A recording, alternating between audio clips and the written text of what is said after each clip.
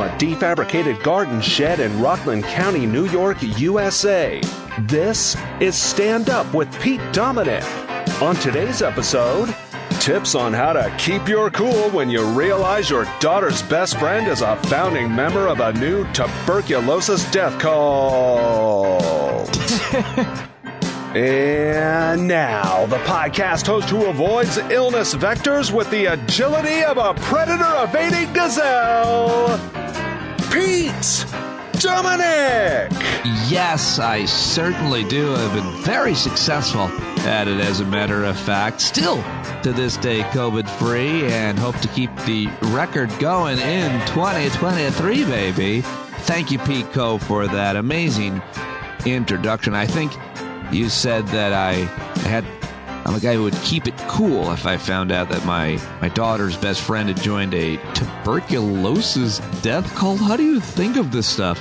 I mean, one really disconcerting thing is that one of my daughter's best friends is now working with me on the show. Odessa, is there something you want to tell me?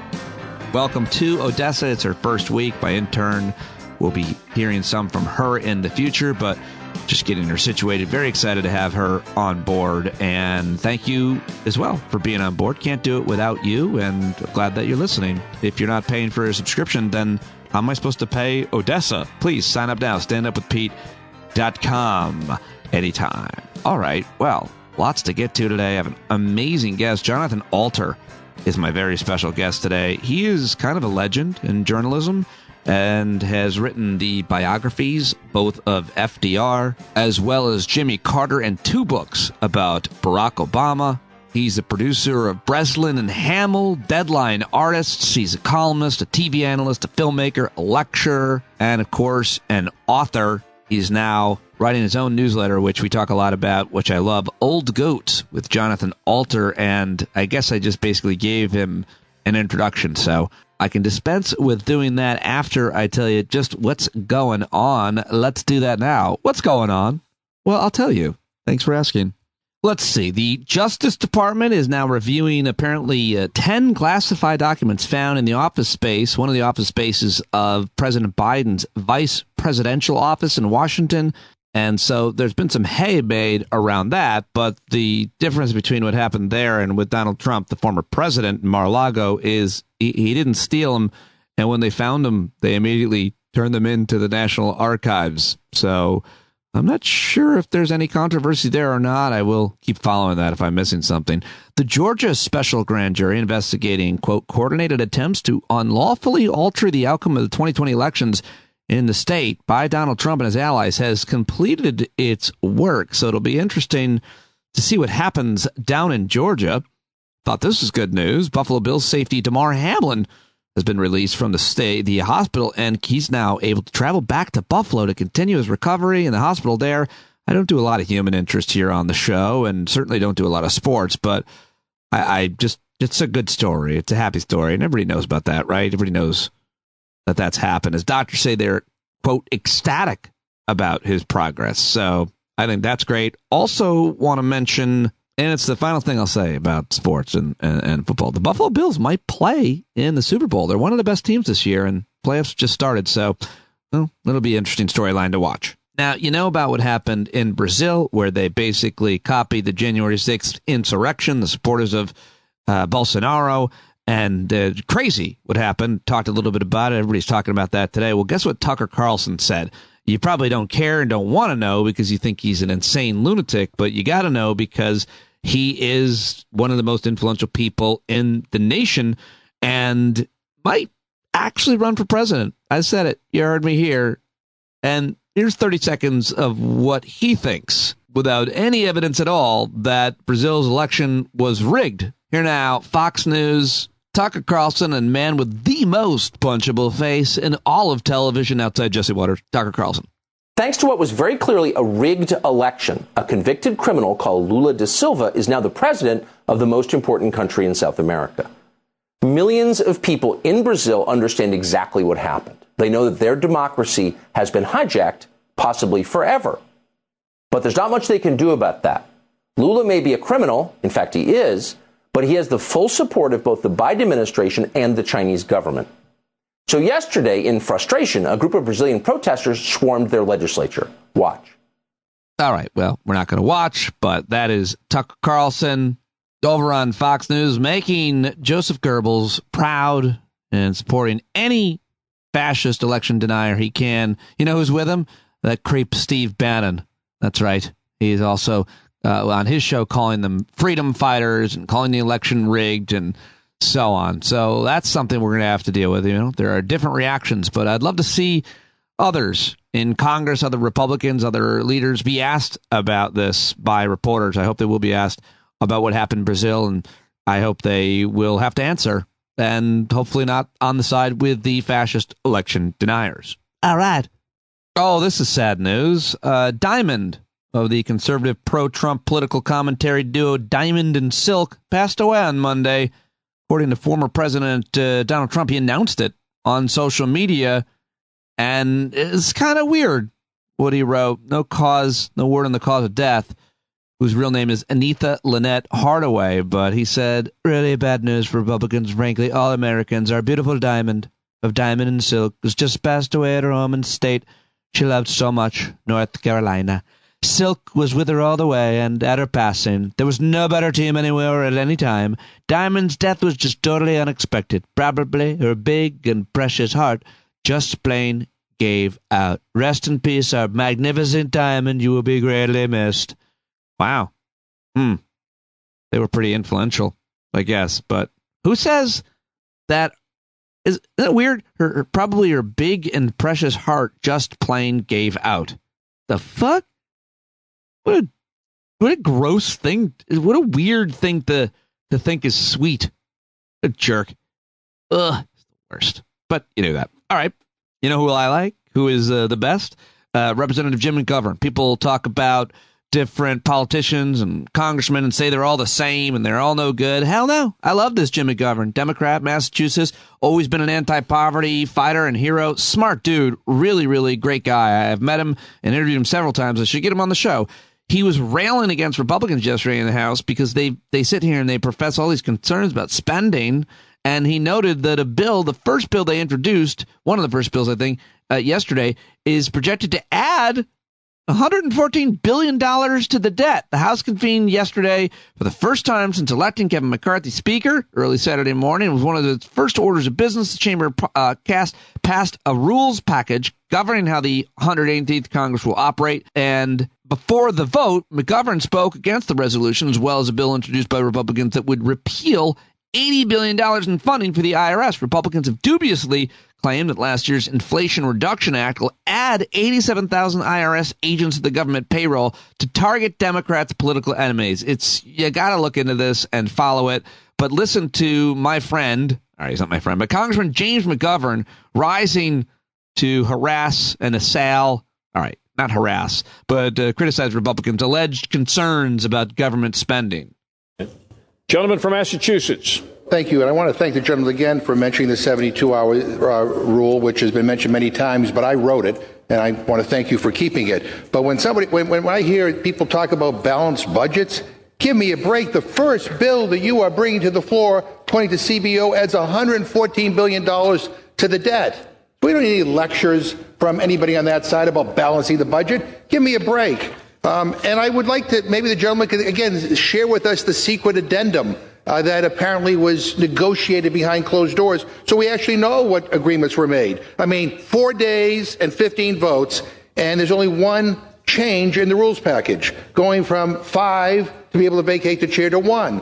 Well, there's a lot more to it. We all know that, but that's a big secret. So much for transparency. At this point, I yield 1 minute to the gentleman from New York, Mr. Torres. All right, a little bit of the inner workings yesterday and the first couple days of the House Congress of the 119th. Is that what it is, right? Congress? That's James McGovern of Massachusetts calling out Republicans, and love that guy. You know what, so much, I'm going to play a little bit more from his commentary on the House floor yesterday. Here he is explaining what's happened to the Republican Party in the House. Our Republican friends campaigned on the claim that they would fight against inflation and fight for the American people.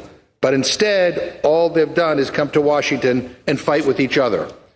In fact, what's become crystal clear over the past few days is the extent to which the Republican Party has been hijacked by an extremist MAGA faction, a faction not interested in governing, but in their own egos, a faction not interested in compromise, but in their own power, a faction not interested in putting people over politics, but instead interested in putting their own political ambition over the people we serve.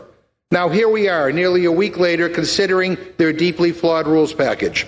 The first legislation on the floor by this new majority, and they are using it to gut the Office of Congressional Ethics, attack women's access to abortion, make it easier for big oil companies to pollute, and interfere in ongoing criminal investigations into President Trump. They're making it easier for billionaires and big corporations to avoid paying their taxes. Is that part of their contract with America? Is that their big plan to help everyday people? Because most people who read this package would think it must be a joke.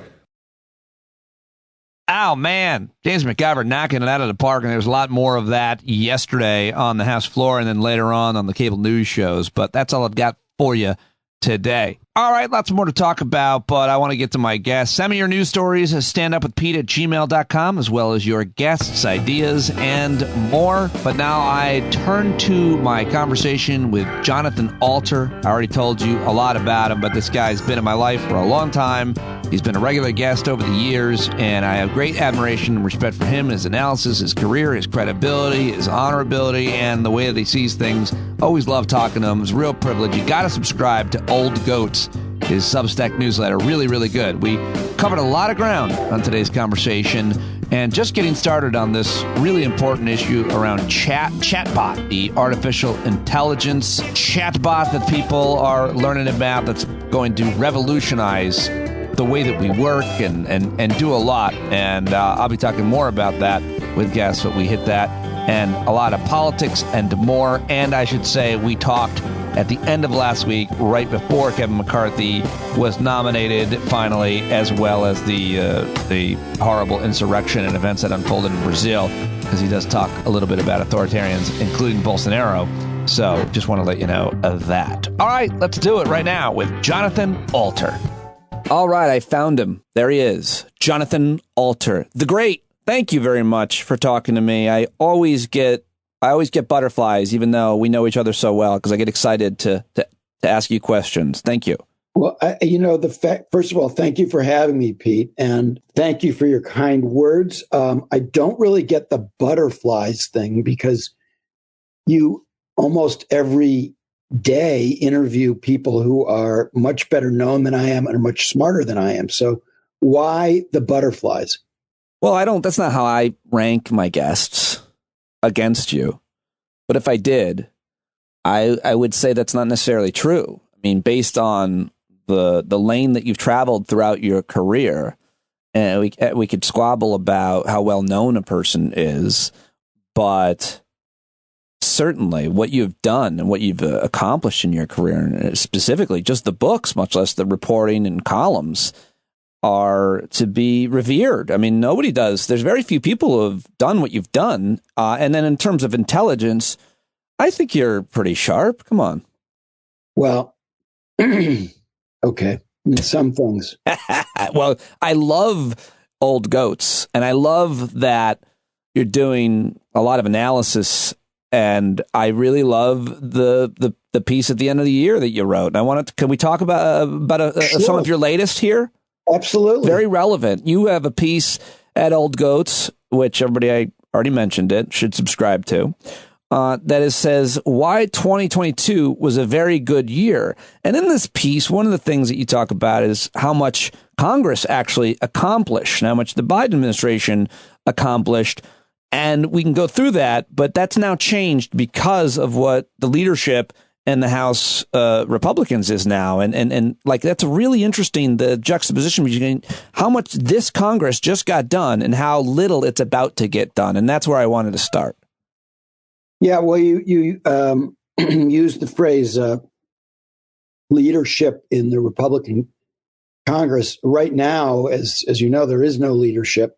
But yes, I do think that we are in for 2 years of clown car activity, a lot of noise, some executive action, some things that the president can do by executive order, but basically very little actual legislation.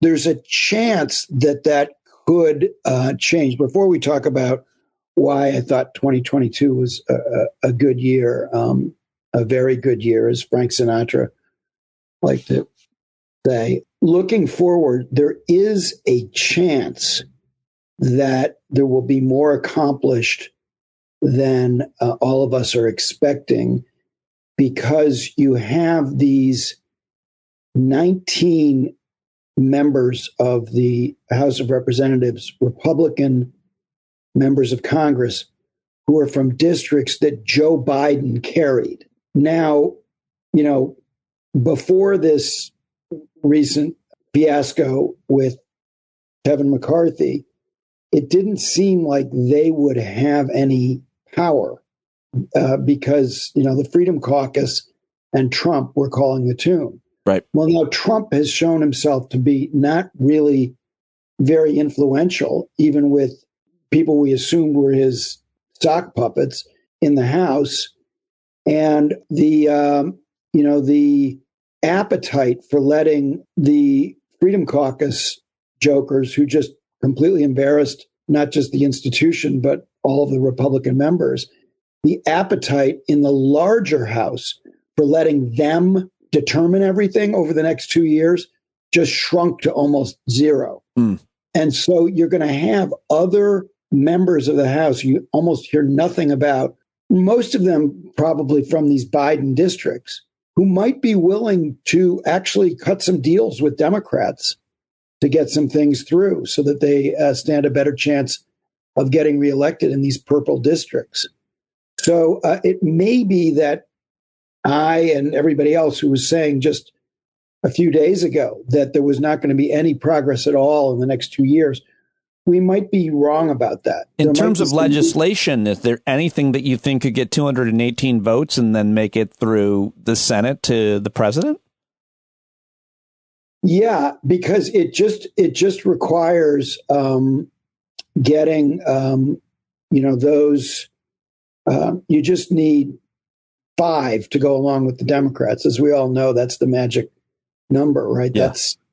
And so getting 5 of those 19. Now, remember, just for clarity, you've heard that number 19 a lot. I'm not talking about the 19 or 20 who, wouldn't vote for Kevin McCarthy for speaker. I'm talking about a different group. Right.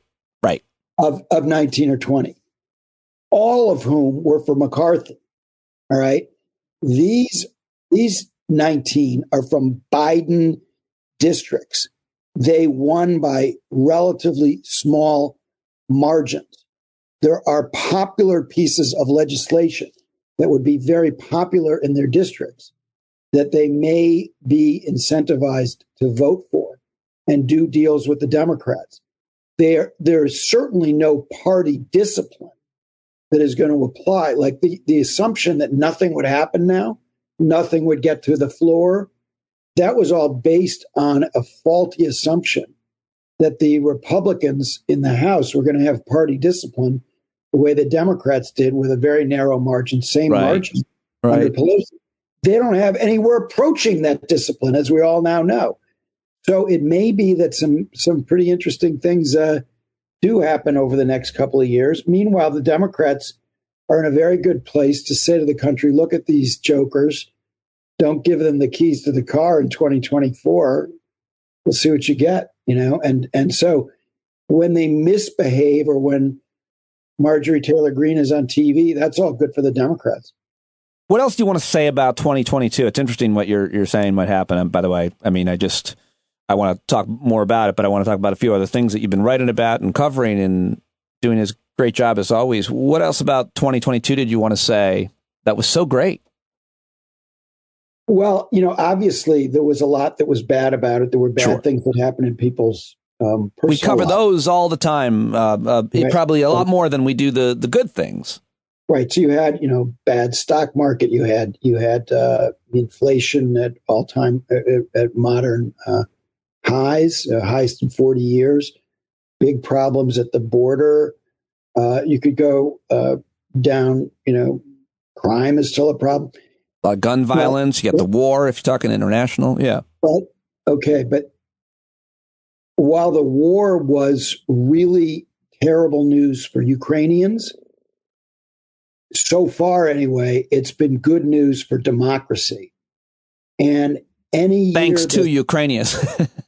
Thanks to the Ukrainians and Joe Biden and the allies, the alliance, that against all odds has rallied to provide them with the arms they need. And this is a pivotal moment in world history, because if Putin a year ago had taken Kyiv and they would have shot Zelensky within days. That's what they did when they rolled into Afghanistan in 1980. It was only a few days before they whacked the president. We would be living in a very different world now. Yeah. Right? Yeah. And instead, democracy is not only no longer pinned to the mat globally or at home, it's actually on the move, on the march. So 2022 was a good year for democracy. And what's good for democracy is good for America. So that's what made it a really good year, relatively speaking, in recent history. Certainly the best year that we've had for the last 7 or 8 years. And just to give you a couple of other examples of good things that happened for democracy, that at the end of the year, you had the midterms where no election denier in a battleground state was elected to statewide office. These clowns and authoritarians, really, in some cases, fascists, who were in danger of getting control of the election machinery as Secretary of State, they lost everywhere. That was a battleground state. One of them won in Indiana, but that's a red state. Right. So you had, basically, if the two fascists who were running for Secretary of State in Nevada and Arizona, if they had won, there would be very little chance that a Democrat could win a close election for president in 2024, because they would not have certified the results if the Democrat won. And then those states would not have counted in the Electoral College. And the election would have been thrown into the House of Representatives, where under the Constitution, where it's one vote per state, the Republican candidate, Trump or otherwise, would have been elected. So the 2024 election and the future of our democracy was actually on the ballot in 2022. Well said, yeah. And the good guys won. Yeah, yes. This was huge. So everybody's talking about the Senate, they had one seat, lose the House. No, the big thing was these elections for Secretary of State, and in Pennsylvania for governor, because the governor has control of the machinery. And you can talk about all those state elections, and you should, but and in terms of Putin is losing, in Brazil, what's his face is gone, right, and Lulu's in there. Bolsonaro, who increased the deforestation of the Amazon rainforest, which are the lungs of the world. Yeah. Right? Yeah. Another term of that guy, we'd all be up the creek. Yeah. So he's out. He lost. And then Trump losing. I mean, those three leaders alone. And then people argue that Xi has also lost a lot because of the way he's handled COVID specifically, and obviously everything that's gone on around there. Right. So it's Xi and in China and Putin in Russia, they're still in power. They can't be counted out, but they didn't have good years. Right. And then, in the Philippines, Duterte, who's the one who, believed in assassinating not just drug dealers, but drug users. He's out. And look, I mean, people say, well, he's replaced by a Marcos, like if people remember Marcos, but the Marcos who replaced him, whose name is Bong Marcos, he's not as bad as Duterte. And then just very quickly, Pete, two other things that happened in December. So Zelensky comes, his visit to Congress, symbolizes our support for democracy. There's bipartisan support to help him, whatever the loudmouth pro-Putin suckbutts like Tucker Carlson are saying. And so that happens in December. And then they pass at the very end of the year a revision of the Electoral Count Act, which makes it much harder for the kind of mischief that they were trying to pull in Congress in 2020, not just with Pence, but other Yeah, you're ways. right. And old goats, the Congress revised the antiquated Electoral Count Act. The reforms don't address every threat to free and fair elections, but they go a long way toward easing what former federal judge Michael Luttig called a, quote, clear and present danger to our system. So it wasn't perfect, but it's better than what we had. A lot better. And then also, just one other thing. I'm sorry, I'm dwelling. No, it's good. Good. Go ahead. So there was this Supreme Court case that was argued at the very end of the year called Harper versus Moore. Maybe it's Moore versus Harper. It's a North Carolina case. I'm not going to get down to the we talked about it with our con law professor friend, Eric Siegel. Go ahead. All right. So you already know about it. A little bit, basically, the case hasn't been decided yet, but court watchers can tell from the questions that the justices ask how it's going to come out. Right. And this case, if it came out wrong, it was a gerrymandering case. But as you know from that guest, it could have basically empowered state legislatures to overwhelm the will of the people and decide, who the electors are, as well as what the maps are.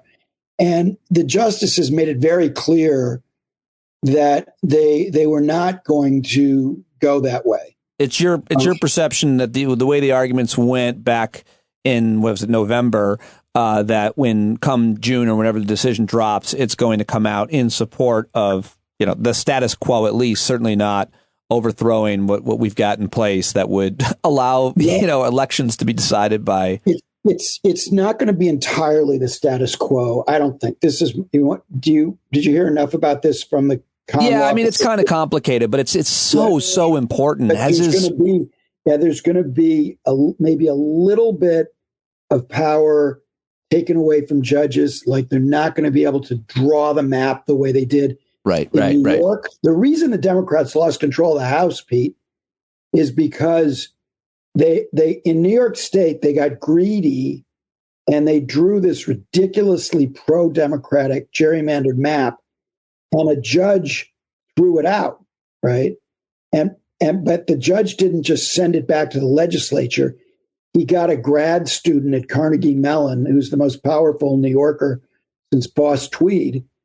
Doesn't even live in New York. And he did like a mathematically fair map and this is why one of the main reasons why so many New York Democrats lost their seats enough to throw control to the Republicans is because the judge basically got to redraw the map.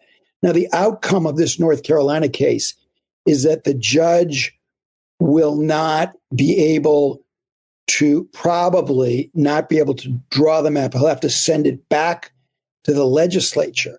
But if the plaintiffs had won, the judge would have had no involvement at all.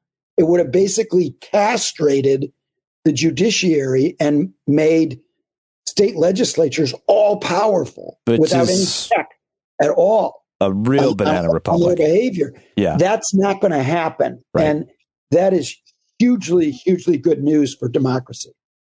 So that's 2022. But the other thing that happened in 22 that was really significant that you covered as well as anybody is the January 6th committee investigations. And you had a great piece about each day. And so it's hard to kind of interview you about it. But I guess the question is, what do you think it accomplished? There'll be, a lot of negatives that I guess you can't necessarily prove. But now that the new Congress is coming in, that committee's investigation is over. I suppose this new Republican-led, if they ever get their act together, they'll try to undo a lot of it. Maybe not. I don't know. But what do you think? What are your thoughts on what the, overall the accomplishment of this? You've covered similar hearings, investigations throughout your career. Where does this rank? Well, this I think we'll look back on it as the most important committee of Congress, the most historically significant committee of Congress ever. The select committee, special committee. I think it will. It's clearly already in league with the Senate Watergate Committee of 1973, which raised consciousness about Watergate and teed up the criminal prosecutions. And I think this is going to be the same. So accountability takes various forms. There's legal accountability, which I think we're going to get some of. And then there is public accountability. And the committee did an outstanding job, first of all, by turning it into a great TV show. Yep. Being super disciplined and making it compelling to watch, which basically hasn't been done in a very long time. And that was Kevin McCarthy's mistake, by the way, which we can get into. I mean, it was just by luck and by stupidity on the part of the Republicans that we got an effective January 6th committee, because they, originally there were going to be Republicans on that committee who were not like Liz Cheney and Adam Kinzinger. Yeah, Jim Jordan. Well, even after Jordan, Pelosi threw Jordan and this guy named Jim Banks, who's this Looney Tunes as Jordan, off the committee, but she didn't throw, I believe it was 3 other Republicans off of the committee. And those Republicans are not Liz Cheney, Adam Kinzinger types. In one case, the guy had voted to overturn the election. So, yeah. And Pelosi was willing to let them serve on the committee. And McCarthy pulled them off the committee. If they had served on that committee, they would have thrown wrenches into the works, monkey wrenches into the works the whole time. That's a great point. And we would not have had anything like what we saw, the presentation that we saw. So what will it do? We don't know yet. We don't know whether it will bring indictments, but I think that it was summarized by Jamie Raskin when he said, we do not live in a system where the little guys go to jail while the ringleaders go free. Right. And basically, nobody is above the law. And basically, what he was saying to Merrick Garland is, okay, you've been going all over the country. You've said day after day, till you're blue in the face, nobody is above the law. We live under the rule of law. And then at one point, he even said, what part of that don't you understand? No person is above the law. And Jamie Raskin and the whole committee were basically saying to him, okay, prove it. If you say nobody's above the law, prove it. Because we have amassed a huge amount of incriminating evidence, which you now have access to. And so you can't say there's not enough evidence. There is. Still a tough case. It has its complexities.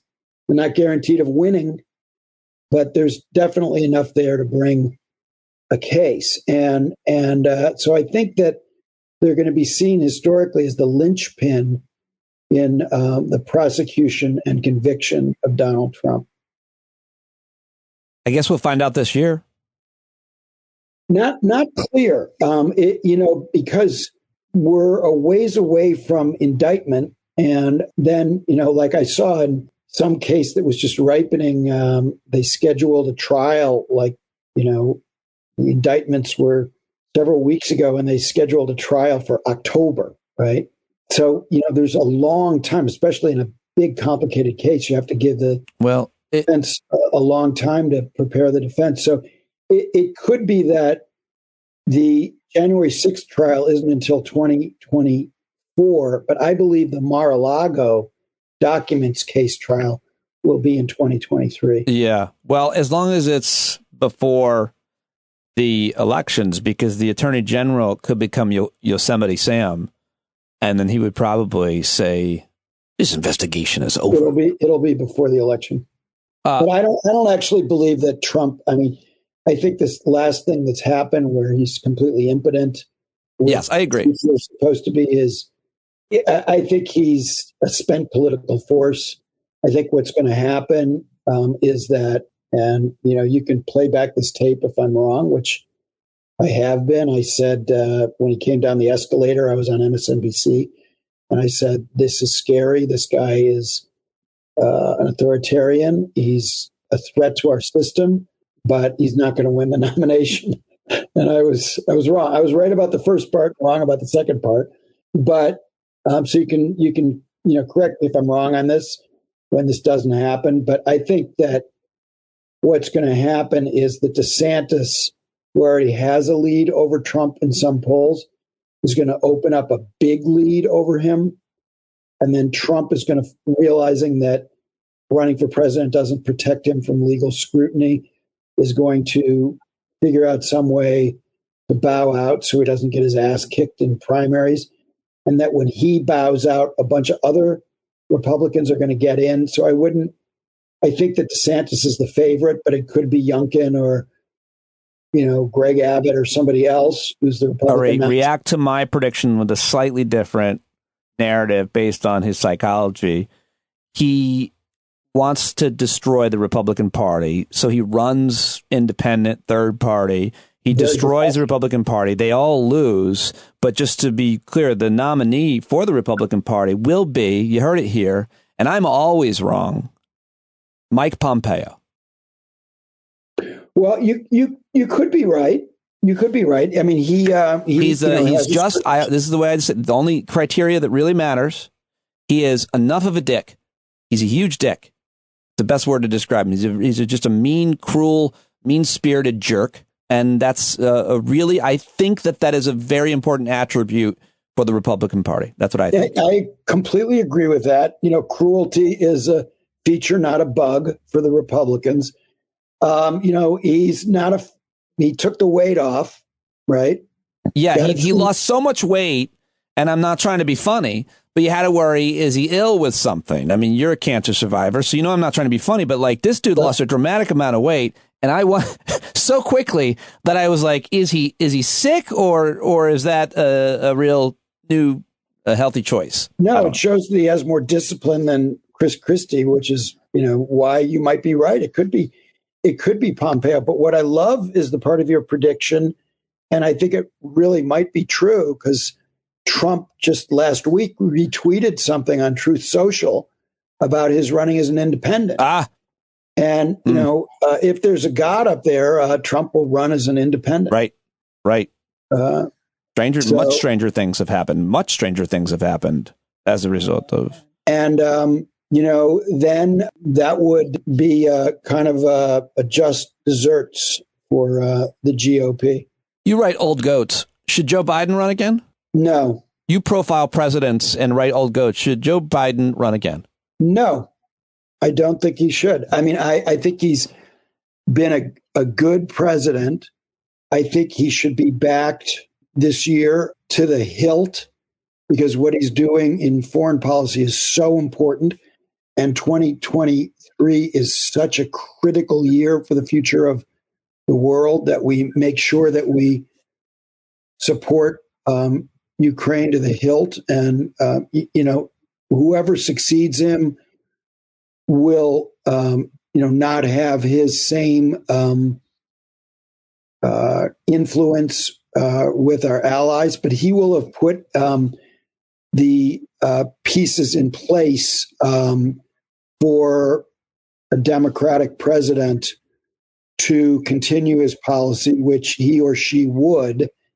And I think that that's the only thing that would make me want him to run is foreign policy, or if Trump is the nominee. And this is why he has such backing right now, because everybody knows that, he can beat Trump again. Whereas a rookie nominee, maybe they would, step on their dick, or if it's a woman.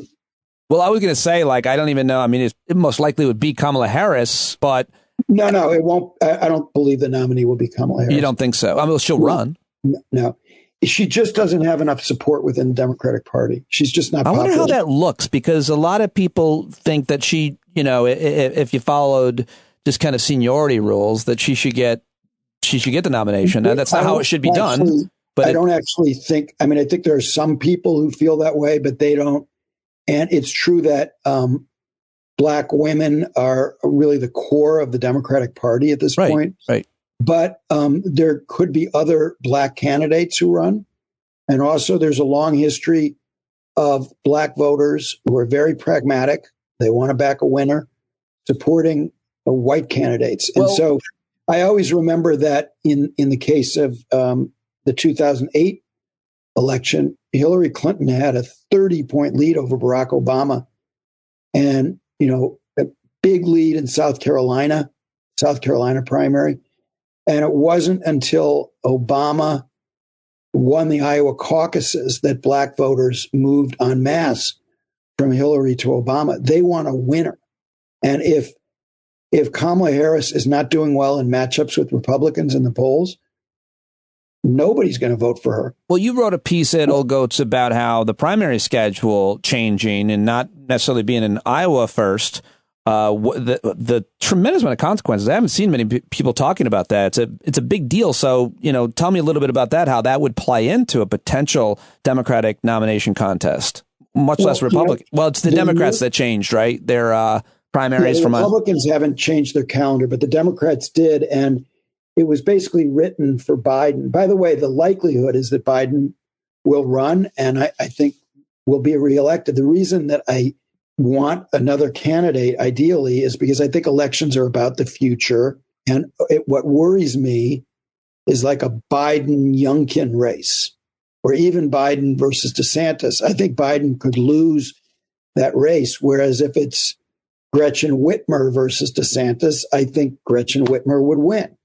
So, I don't think that Biden is necessarily the strongest candidate, except against Trump, because he's proven that he can beat Trump. And it's important that you have a known quantity when the stakes are that high. But with DeSantis, he would have this generational advantage. And why should we give that up? I mean, I think Biden should, bow out the way Nancy Pelosi did, and he would go out as a great president, and it would be seen as, such a great gesture, and he would have been seen as, arguably the most successful one-term president in American history. Whereas if, let's just say he's reelected, nobody's second term goes well, not Reagan's, not Obama's, not Clinton's, not Bush, so his chances of leaving with the same degree of devotion and respect when he's 86 at the end of his second term are much less than they would be if he. And all those arguments will be made to Joe and Jill and the whole Biden family by each other, I'm sure, and he'll make a decision. And geez, it'll be fascinating because there's no doubt. I think you're right that he'll go down in history, and who wouldn't want to if such things matters? Obviously, ego matters. He's president. As a great president and as a good man, and his wife as well, and the whole family. But when would he have to make a decision by to help Democrats and decide who we would decide to nominate? Probably by the summer. I mean, the odds are that he's going to do it. All the indications are that he's running. It's really hard. I mean, he's a politician. That's what. Yeah, I know, but I got into a long. You're interested in this? If anybody's interested in this, on my Old Goats Substack newsletter, I got into a long conversation, which we printed, at length with Chris Matthews. And Chris said he's going to run again and should run again. And I was like, no. That'll be interesting. That would be interesting to hear. I didn't answer your question about the calendar. So the new calendar, which is South Carolina the first week, then Iowa, then Iowa's shit out of luck. Because they couldn't get their results the last time. Biden has done horribly there in 2008 and in 2020. 2008, he got less than 1% of the vote. My family, I go there for political. I bring a posse to Iowa before the caucuses of family and friends. We number about 20, 25 people. and my family and friends go around. It's political tourism, and you can see all the candidates in a few days in relatively small groups, small audiences, and it's really fun. It's like Disneyland for political junkies, right? So in 2008, my family and friends, they'd already, most of my family, they'd already seen Obama and, Howard Dean, all the other candidates. They hadn't seen Biden. So like a couple days before the day before the caucuses, I was on the set at MSNBC, so I couldn't go. But they go out to, I'm not remembering the town. I should remember this. Ames, Iowa City. I'm not. It's in my piece somewhere, one of my pieces. But the point of the story is, I'm belaboring this too much. It was Joe Biden. They thought it was Joe Biden's last ever political event because he clearly 2008. In 2008, and my family made up more than half the people who had gathered at this restaurant where Biden was. And later in the campaign, I have pictures, some of which I posted a couple weeks ago in Old Goats. It'll say, I can look it up for you if you want, the town. But there are pictures of my much younger kids with Biden, and one of my relatives wanted to leave in the middle to go back to the hotel and watch movies and said, he's not going to win. What are we here? Let's get out of here. And my wife said, my wife, Emily, said, this man is chairman of the Senate Foreign Relations Committee. He deserves some respect. And this could be his last ever political event. And you're not going anywhere. You're not going back to the hotel. We're staying here. We're the only people here. And a few months later, the late Beau Biden came up to me at an event when Biden was on the ticket with Obama. And he said, he just came up and he just like grabbed me and he said, thank you. Your family prevented my father from being humiliated at his last presidential campaign event. So anyway. That's a great story. And there's a lot more like it if you're a reader of Old Goats. That is a great story. I still didn't answer your question. So it's not going to be the same schedule. And Biden, because he runs the Democratic Party, said, screw Iowa. Everybody was ready to screw Iowa. And so the order is South Carolina leads off, then New Hampshire and Nevada the same week. And then Georgia, and then Michigan. So that's the new schedule. It actually favors it doesn't just favor. You're going to have to win over black voters right away, right from the jump. Right away. And the whole nominating cost, it'll be just this festival of code switching for white folks, especially that are running. And a festival of what do you mean? Of like switching to trying to do everything they can to appeal to black voters. Well, I think in every way they're going to you're going to see some anyway. But what I said is you're right. So like because of Iowa's place in the schedule, Iowa was became significant in 1976 when Jimmy Carter wrote it to the presidency, as I write about in my Carter biography. But all the years since 1976. There have been all these Iowa issues that have come to the fore, like ethanol. Yeah. Like we probably wouldn't have ethanol, which is a huge waste, if it wasn't for the Iowa caucuses. He's still going to pander on it on the Republican side.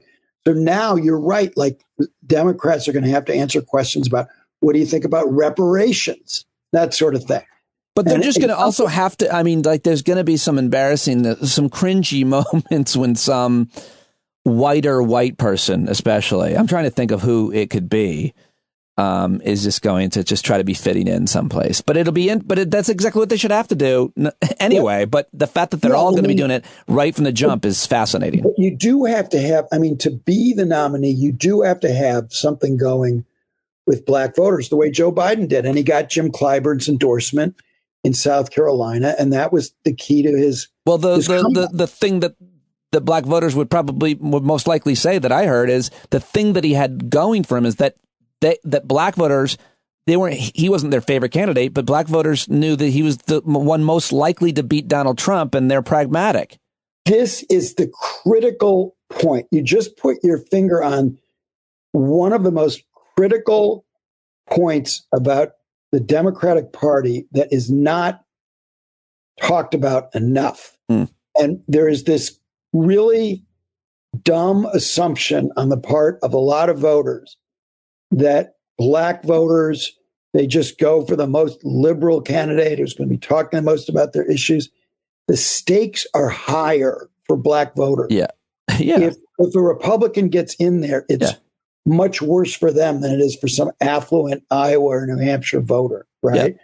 And so they are enormously pragmatic, and they have been for some time. Their whole existence in America. I mean, anybody who is in that situation in their life that's marginalized, is finding ways to have the least worst situation, I suppose, to say the right. So if Kamala Harris is like polling well against DeSantis and Trump and Youngkin, whatever, then of course they're going to be for Kamala Harris, but she's not going to, because she's just not that popular.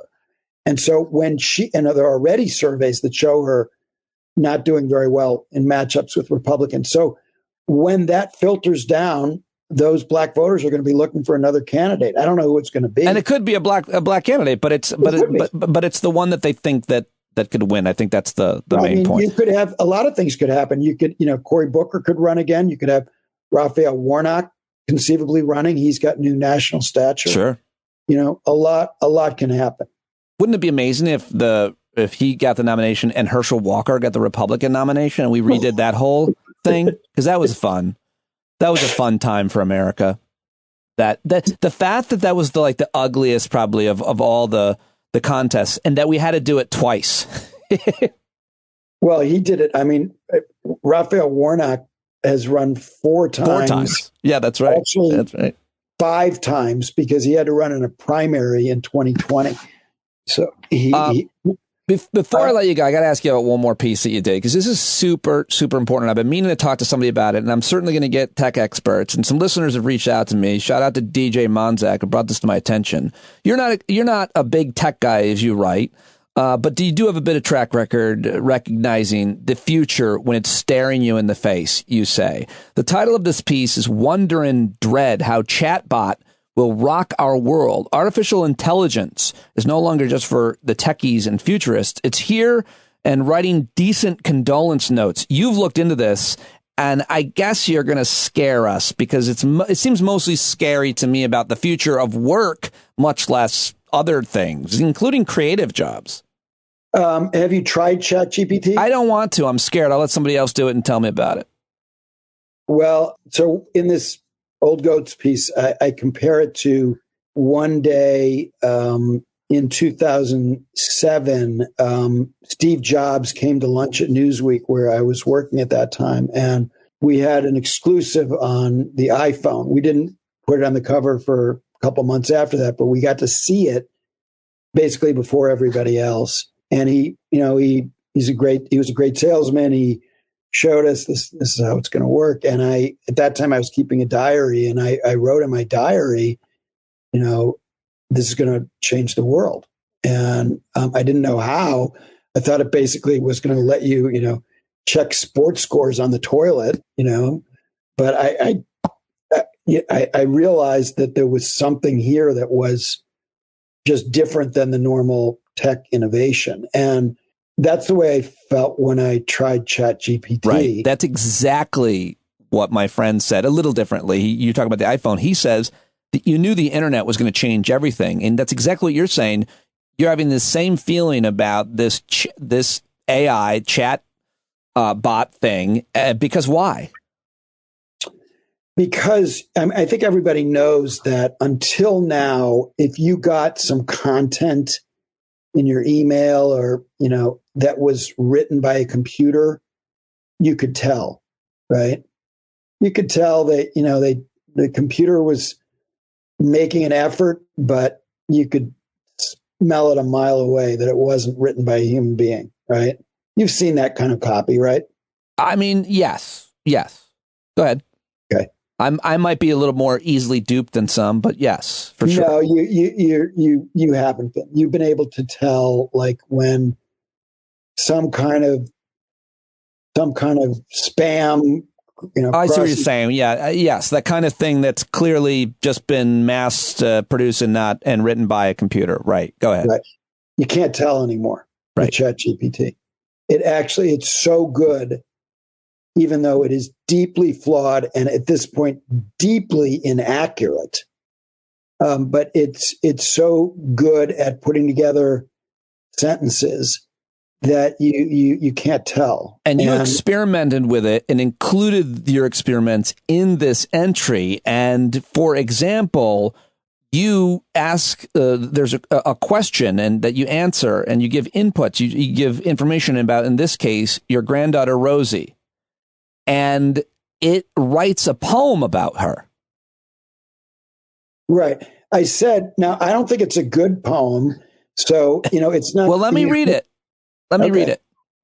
I'll read the first part. The information that you write is: our granddaughter Rosie lives in Brooklyn with her parents, Charlotte and Mark. As grandparents, my wife and I are called Emmy and Pops. Rosie just turned 1 and is taking her first tentative steps, though she falls often.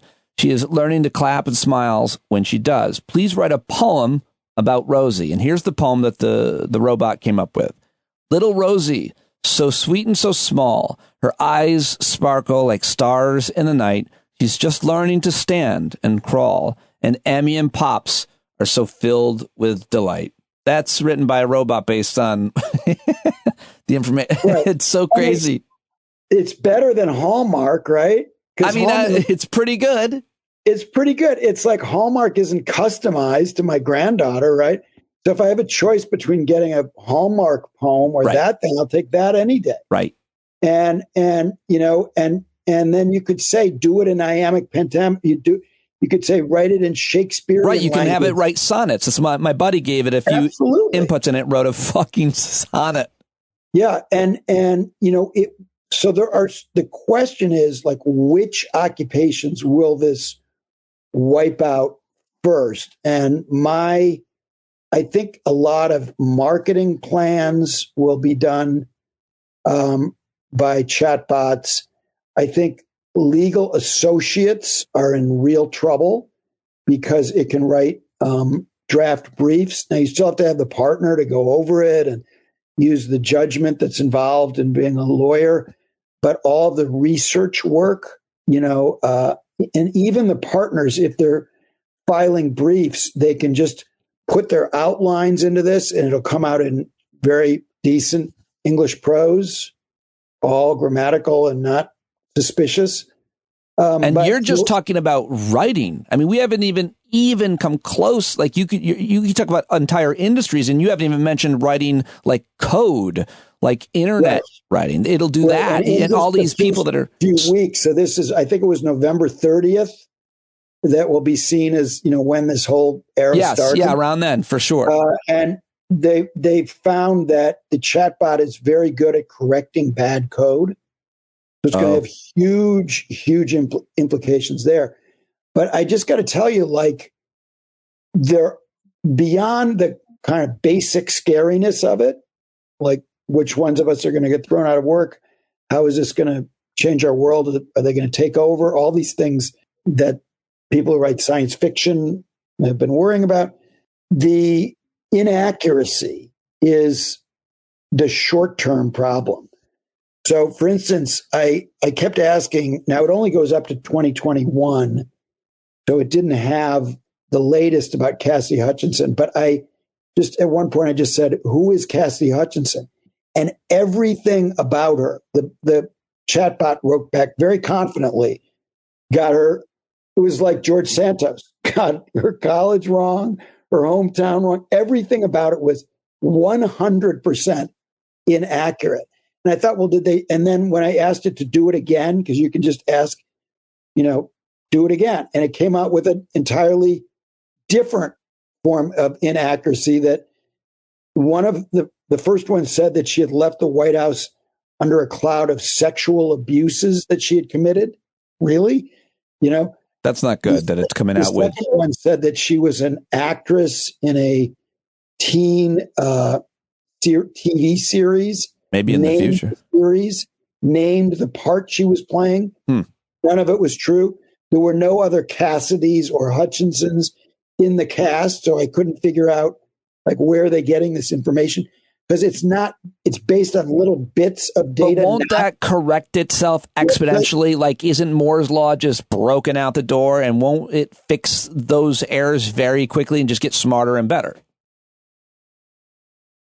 It will to a certain extent, but we will never know fully. But yes, it does. So for instance, I put my own name in, and the first one that came out was pretty inaccurate. And the second time I did it, it was 95% accurate, So yes, I think you're right.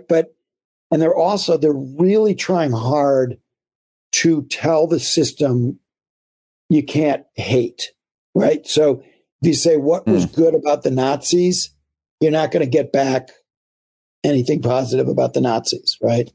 So they've actually made it right now pretty hard to use it for horrible, hateful purposes. Well, but how long is that going to last? Well, I know. I was wondering, we should probably define for folks listening, Nazis are bad, in case people don't know, because it's gotten confusing in America. Obviously not the audience listening to this podcast, but the people are forgetting about history. So they don't know about history, or they're okay with it, Yeah. Like I was talking to a Trump guy I know who, for some, I'm still on speaking terms with, and in one of the reasons I was talking to him is he's breaking with Trump and other Republicans on Ukraine. Like, he's really pro-Ukraine, and he can't understand why all of his Trump friends, are so pro-Russian. So anyway, I was talking to him, and we were talking about the Mar-a-Lago dinner, and he said, well, he was with Kanye and Fuentes. Yeah. And he said, well, Trump didn't know that Fuentes was coming for dinner. He didn't know a Nazi was coming for dinner. He said he knew that Kanye was coming, and Kanye is now a Nazi too, Well, the funny thing is about that, if anybody even ever cares, the reporting on it does seem to be that Kanye set him up the way he sets everybody up his entire life. Like Trump, like Kanye almost knew maybe that was going to look really bad, and he wanted it to look bad. He's just burning everything down. I mean, he's mentally ill, and his family should, have some kind of intervention, but I'm not holding my breath for that to happen. All right. Well, listen, man, everybody should be reading all this stuff. You're doing great work with the Substack. I really like it. As I told you last time, I think it's in many ways like a great part, maybe the best part of your career in terms of regular writing, simply because you're kind of in charge of it in many ways. And since I'm a big fan of yours and all the different issues and people you're talking to, and everybody. So I love it. Keep up the good work. Well, thank you. And you too. You're still alive, still doing it. You're on a roll. You're getting it done. And it's great that people are responding so well. Thank you very much, sir. Talk to you soon. All right, there he goes, Jonathan Alter, a true legend, an old goat now, and an elder senior. But all of those are compliments. I absolutely love talking to that guy. What a real amazing life that he's had. People that he's known, experiences that he's had, his family. I really, really love him. Always been a good friend and mentor to me. And I hope that you will go say hello to him. Look up everything that he's doing in the show links for today's show. All right. Well, that is what I've got for you. Tomorrow I'm planning to finally share my conversation. First installment, first edition of the Gen Z Talks on Stand Up. Tomorrow we'll hear from Lucy Solomon, who is a sophomore at American University, the daughter of a friend of mine, and a really great talk that I had with her. Looking to do more of those. A few of you reached out and told me about your Gen Z friends, family members. sons or daughters in some of your cases. So if you've got somebody for me to talk to that you'd like, then maybe we can make that happen. We'll see. standuppete@gmail.com for all of your needs, ideas, suggestions, compliments, criticisms. And as always, please sign up for a paid subscription at standuppete.com. All right. I'll talk to you then tomorrow. John Carroll, take us away today.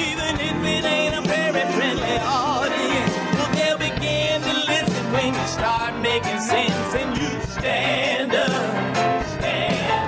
No need to point your rifle to defend your town. Just stand up. You know they can't deny you what you're laying down. Boy, you better stand up. Show your face of every color, yellow, black, red, and brown. She's the place where every lost child will finally be found. There's only one thing to do before we stand our ground, and that's stand up. Stand up. Well, the founding fathers saw the land for all. They had to stand up. They had to stand up. They had a keen imagination for a crystal ball, drawing all the plans of stand up. But all they had to go on was the time they were in, with other causes for laws, and since they weren't even sin, they knew that change was gonna come before the change could begin. They had to stand up. All right, they had to stand up.